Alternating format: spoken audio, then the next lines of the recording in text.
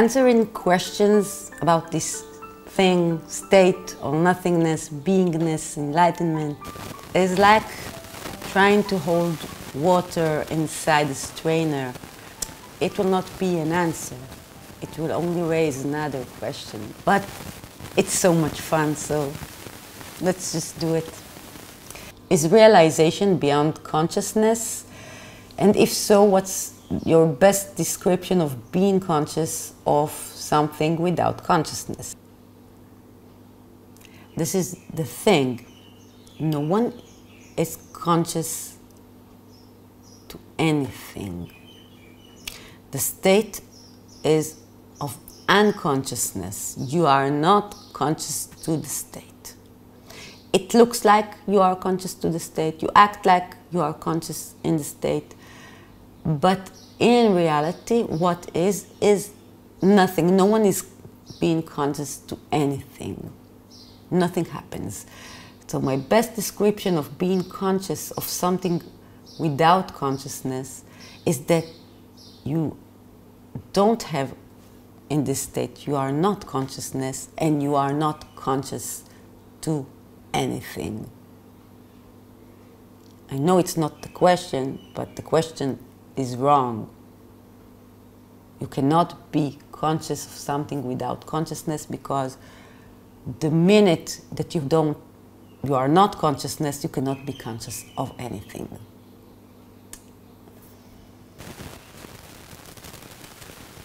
At this point, I've read enough and listened to enough to know that there is nothing you or anyone can say to help us see the truth of our reality. Despite that, any feedback is welcomed and appreciated.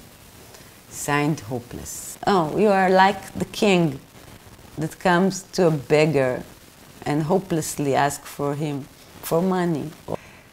First, you must understand that you and me are one. So, I cannot help myself. Of course I can. I am you. I already helped myself. We already did that. How great it is. Let's be happy together. No one should, and don't be tempted if someone says he can show you your true nature. No one can do that. Doesn't mean you should be hopeless, because you are the nature of your reality, the truth of your reality. So the only thing you have to do, Hopeless, is to acknowledge it, dear King, that this is what you are. You don't need help from anyone. It's not you listening to Simcha and trying to understand. It's oneness saying to itself. And this is why Simcha does that, and others, and describe this state. And I think it can help just by elevating the separate forms, mood, just pondering and playing with this thought that truly you don't need any kind of help. And if you choose to be hopeless because of this ignorance, I'm sorry, but I think it will not help you eventually. You should be full of hope and joy as much as you can, and spread it all around you, and do the very best to laugh and to enjoy life and to see that in this way. This is closer to me, to this all nothingness, to this state. It wants to play, it wants to be happy. It doesn't need anyone to be hopeless because he cannot find himself. Is it the all nothingness that created all the forms and this illusionary world? Nothing was created. And when you say created, you imply that this is a creation, that it has something, that it did that. It did not do that. All nothingness never did anything. Never. Nothing can happen inside all nothingness. So all nothingness didn't create all the forms. it didn't create the illusory world. When you say the word or nothingness, or call it the way you want, you mean something else other than this illusion of the world and the forms. There is a difference between creating and expressing. Creating is making something. Expressing is something different. Like the thing that happens in your mind and the things you do with your hands. There is a difference. Think about it. Something that you create, doing something, or something that you think about. These are two things, and you know one of them, nothing happened, just a thought.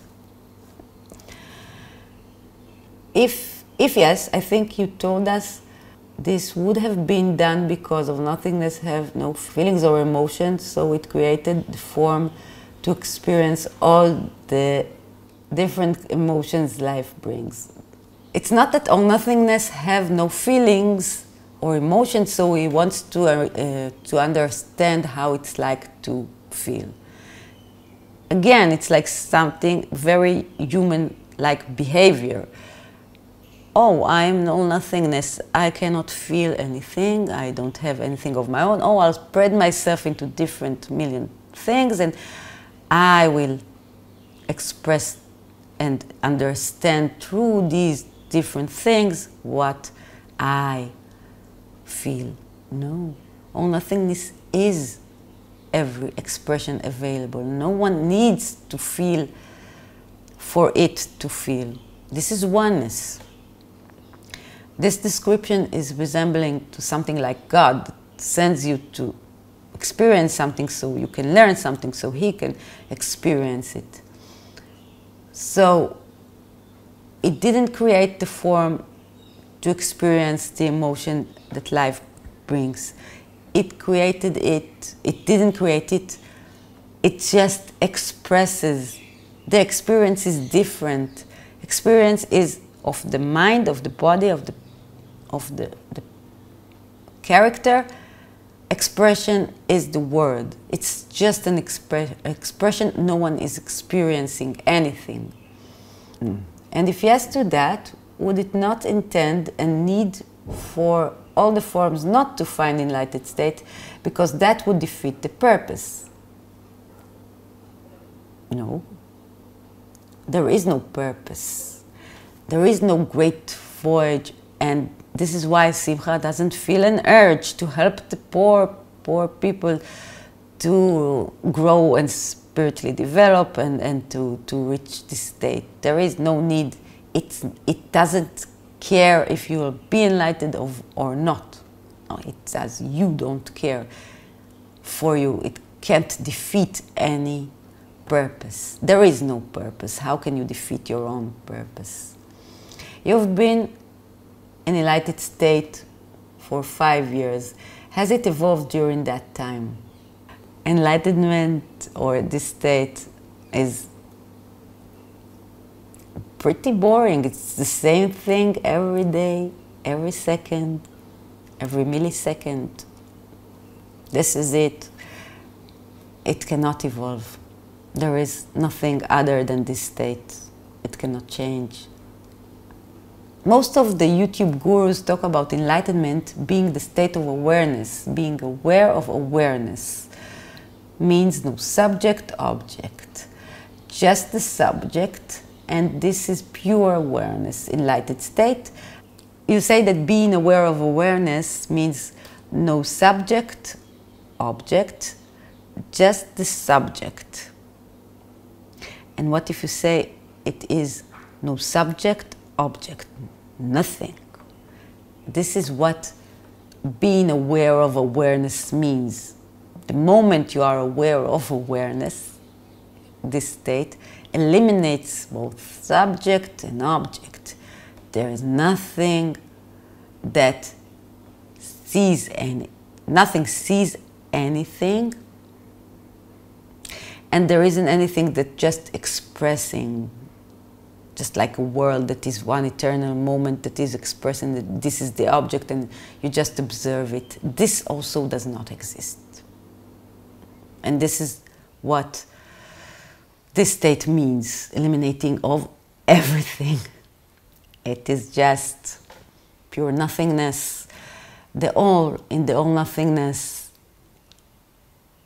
is the illusion of what you perceive right now as all the things, the objects. But being enlightened or being in that state eliminates both subject and object. Nothing remains. Do you need to blink, or can you do without for an hour and more? So when I made a video about sitting and looking at the camera, I did blink, and it came very natural for me. And just like everything that my body still represents, eating and sleeping and everything that the body does, blinking is also part of it, and I do not aspire to have a supernatural ability of not blinking. I don't know how it is connected to this state. I'm sure it has something to do with ancient traditions, but I don't know anything about it. And for me, it's irrelevant. Can you fall asleep on your back or only on your side? I never could fall asleep on my back. It was never in my nature. I cannot fall asleep on my back. I toss and turn, and I have to fall asleep on the side ever since I was a child. Have you forgotten your childhood memories or books you've read? But I think your question, trying to find out if my memory was lost. I have not forgotten anything that happened to me in my childhood or the lessons I've learned from books. None of the data in the mind is being erased by this experience. You do not lose it. This is why people should not be afraid of losing themselves, erasing the character. It doesn't mean the data is erased. It just is in another drawer. It doesn't run things. I can realize and remember a childhood memory, and it will not run the character anymore. It will not cause the character psychological pain. She knows what has happened in the past. She remembers quite well, but this memory does not run the show anymore. It's just an ornament. It's just there maybe to explain what is happening in the moment, maybe for a closure or something, but it has no influence or any effect on the state. So nothing is lost. How would you react if a rat would fall on your shoulder in a basement? Oh, I think I would laugh. Is all nothingness one? Just looking at life through different viewpoints.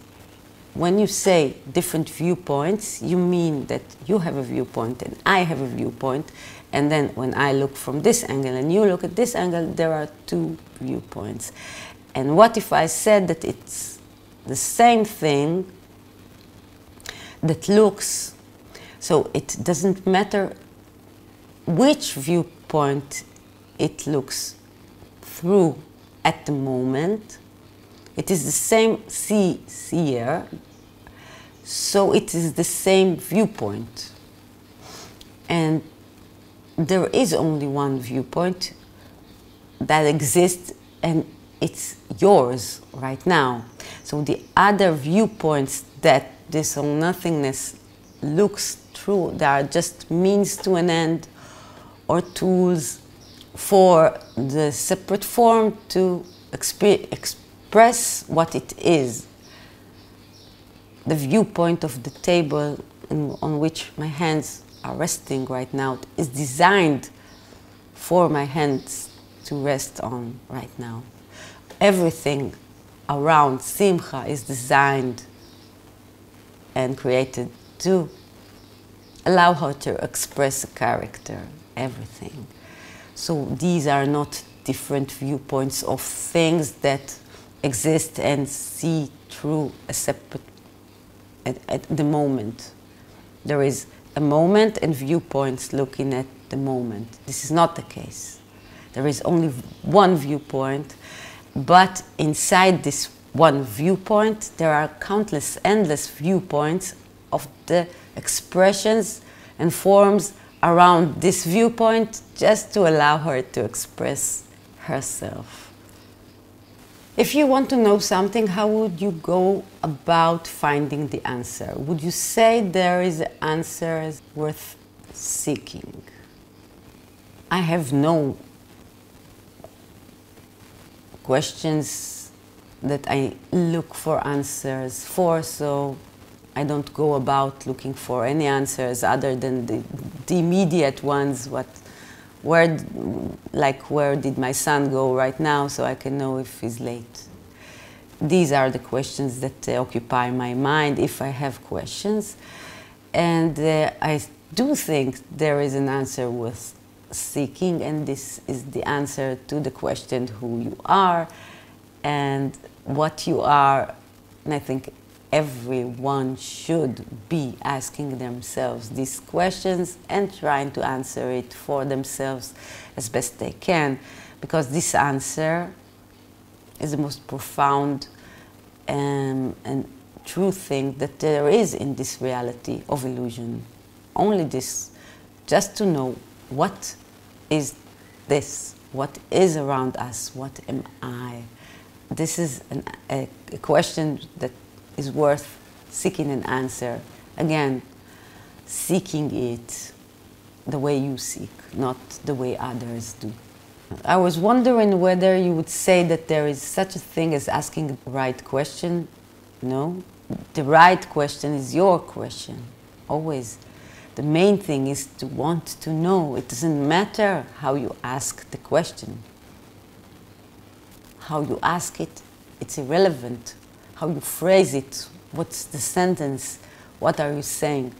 This doesn't matter. It does matter, and that you have the will to know, that the curiosity and the desire, the strong desire to want to know what is happening around you and who you are.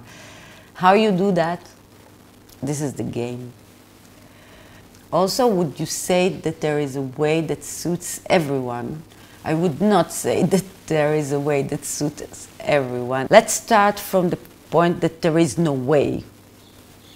There is no way to this thing. So there can be no way that suits everyone. How can there? There is no way. There is no way that suits everyone. And it is not a possibility. The only possibility is realizing that this way is only yours through your curiosity and desire to know yourself only the way you find right, only the way you find interesting, intriguing, just looking for it. An adventure, your life is your adventure. It cannot suit others. In pursuing enlightenment, if I'm honest, what I was really chasing is some guarantee about living, being, and trusting life. That occurs at some future moment in time for me, and reality isn't like that at all, is it? The pursuit itself is harmful for the character, and it changes the way the character believes and thinks, and it's not like that. And it will never happen in the future, because there is no future.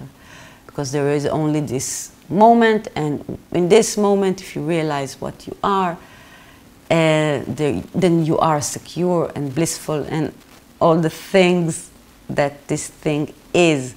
Artificially, in the future, when you strive to get to this point, you can never do that. Frankie, with a question, can never know an answer.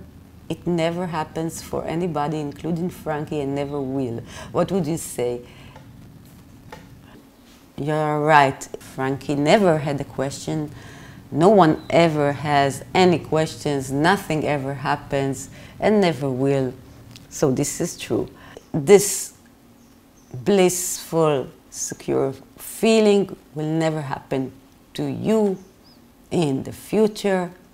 There is no Frankie, there is no future.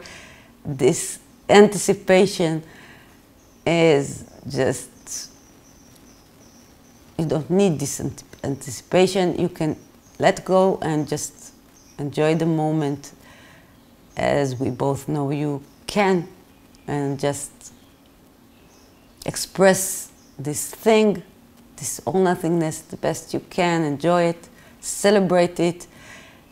This is as good as it gets. I have seen many, many forms of God, including the formless form. I have had prophetic visions that have been 100% accurate. All of this just a sideshow. Are all these apparently real God and goddesses just part of the drama, a script for our entertainment? It makes me crazy, because after all these years of experience, I have zero idea who God really is, if God is even the right term for the transcendence you experience or embody. I would love your take on the matter. Oh, yes, you are right. It is a form of entertainment inside the drama. It is not God. I'm sorry, but as long as it is connected to something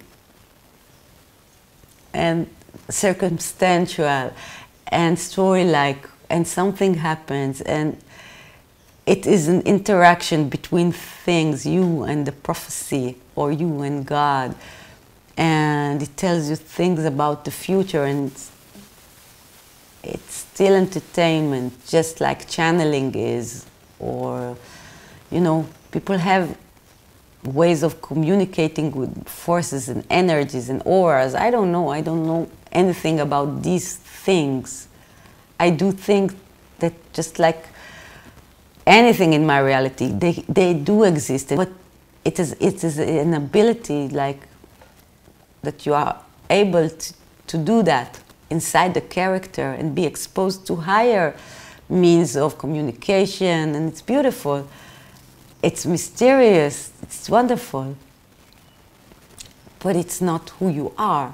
Who you truly are is very, very different, and it's like without any drama, because nothing happens, or it's emptiness. It's these things that are real.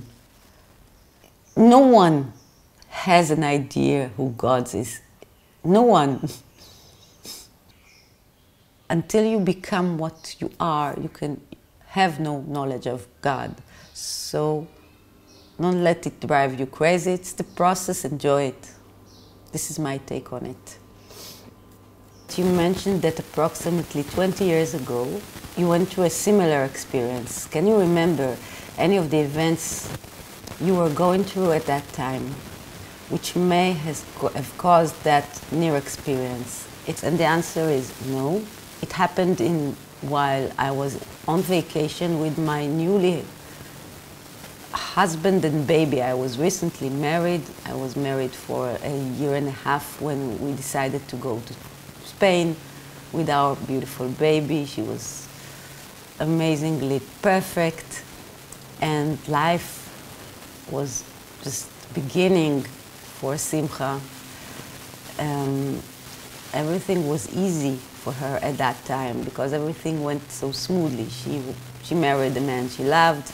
She had a beautiful baby. They were in the most beautiful place, and she knew nothing about what was to come, how hard it is to live life. Because when you're young, you don't expect life to be so hard. So you think, okay, I was in college and I got married and it's so easy. But life isn't easy, and she realized that in the years to follow. But at that time, she did feel very happy, complete, and like light. So when she was driving in those great, great fields of wheat, imagine a car in great, endless fields of wheat with this song in the background. I think this glimpse came to extreme joy and satisfaction. Is there a way for an individual to sink so much into themselves as to forget about their mortality and just to be? I think that this is the key, to just be.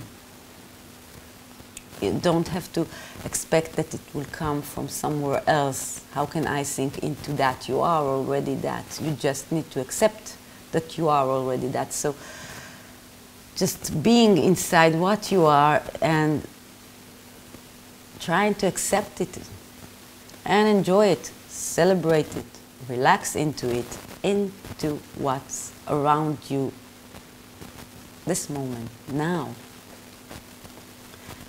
Not to wait until there will be special circumstances that will allow you to do that. There will never be the special circumstances that will allow the separate form to dissolve, will never occur, because they are all part of you. So every moment is this special moment, is this place that you can just accept it. I think it's a bit naive or innocent to be like that, like a child. So this is my advice: be like a child. Allow yourself to be like a child, vulnerable and full of wonder.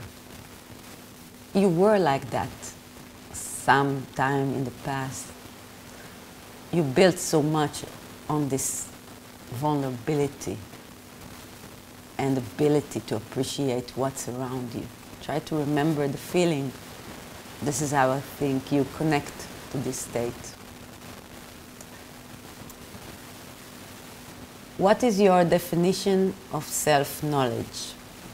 So when I say knowing yourself or self-knowledge on this thing, it does not mean for you to know the character. It is also important and part of this spiritual process and growth. But when I say knowing yourself, I mean to know that yourself, you are something else. You are not what you think you are, and you don't know that.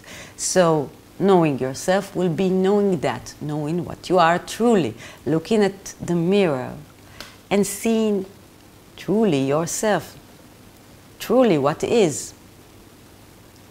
Not this lie, not this thing that you perceive as you. And it's so beautiful because it's so misleading, and you can always think, okay, this is me, I know myself, and then you realize that it was not you. It was also part of the game, part of the character. Knowing yourself means no more questions. It's a recognition. You recognize yourself instantly. This is the pure knowing of what you are. This is the recognition of what you are.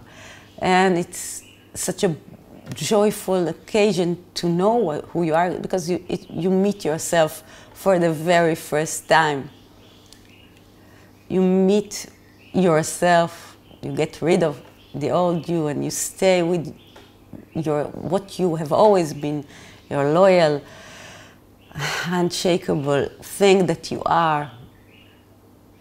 It's great, great, great joy. Just knowing who and what you are. So thank you for your questions. It is a wonderful way for this soul nothingness, represented as Simcha, to connect to itself through you and your questions.